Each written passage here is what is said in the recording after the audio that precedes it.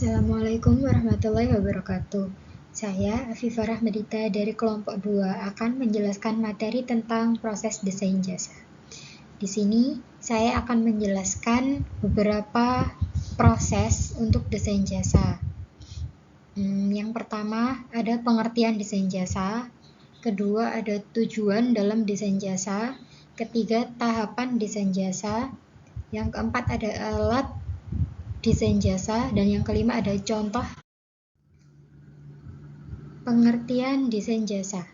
Desain jasa adalah proses merancang layanan agar dapat memenuhi kebutuhan pelanggan secara efektif, efisien, dan menyenangkan.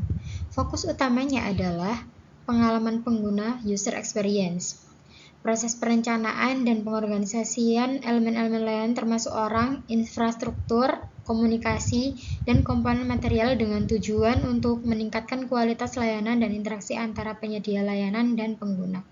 Desain jasa berfokus pada menciptakan pengalaman pelanggan yang efektif, efisien, dan menyenangkan.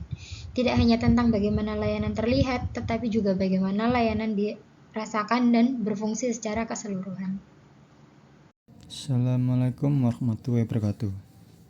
Perkenalkan, nama saya Eko Andrianto dari kelompok 2. Di sini saya akan mempresentasikan bagian tujuan desain jasa dan juga tahapan proses desain jasa.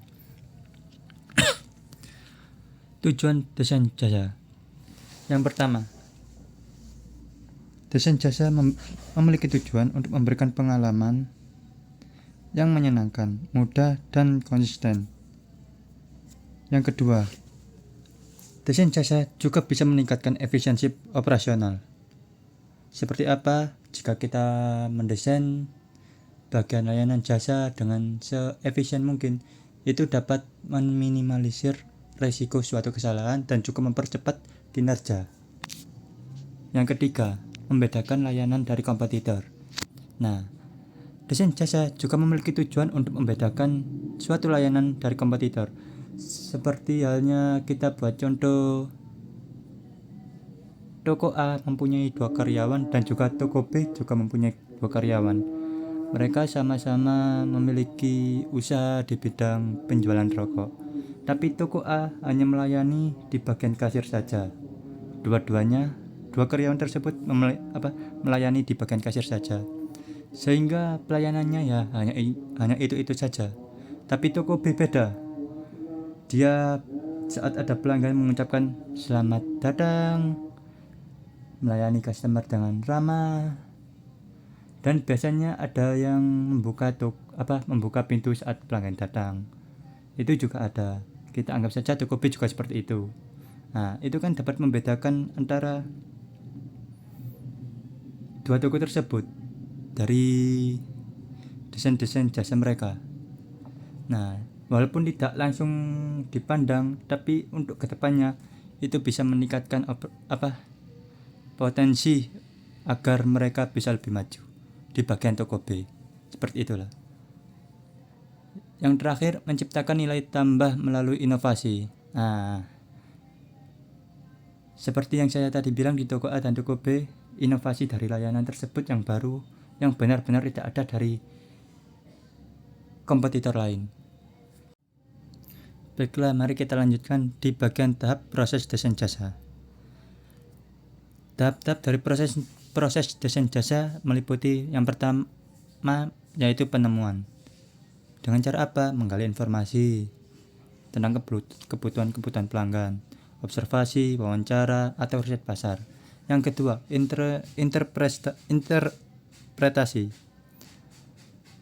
Dapat dengan cara menganalisa data untuk mengidentifikasi peluang, perbaikan, dan mendefinisikan masalah utama layanan.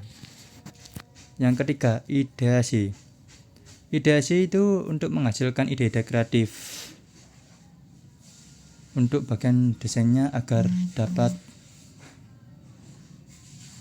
lebih inovasi gitulah. Yang keempat, prototyping, yaitu membuat model awal atau skenario layanan untuk menguji ide-ide secara cepat. Yang kelima, ada pengujian. Tahapan pengujian atau testing, Ini kita waktu membuat perencanaan awal atau skenario awal, kita menguji dulu, tidak langsung menerapkannya. Jadi kita uji dulu pada pengguna nyata agar bisa mengidentifikasi apakah ada yang kurang atau ada yang salah atau udah pas. Jika ada yang kurang kita bisa tambahi, jika ada kesalahan kita bisa perbaiki. Nah, yang terakhir ada implementasi. Di sini setelah kita pengujian kita menerapkannya sehingga saat penerapan sudah benar-benar sempurna. Alat desain jasa. Alat desain jasa pertama ada service blueprint. Itu untuk mengidentifikasi titik lemah dalam proses pelayanan. Ada juga customer journey map untuk memahami pengalaman pelanggan secara menyeluruh. Ada persona untuk membantu tim memahami siapa pelanggan mereka. Ada empathy map untuk mendalami emosi dan motivasi pelanggan.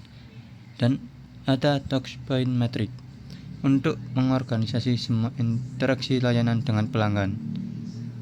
Bisa juga untuk menilai konsistensi dan kualitas setiap touchpoint. Oke, lanjut. Kita ke contoh aplikasi desain jasa. Yang pertama ada sistem antrean rumah sakit. Itu seperti kayak pendaftaran untuk perawatan secara online. Bisa lewat aplikasi dan juga webnya.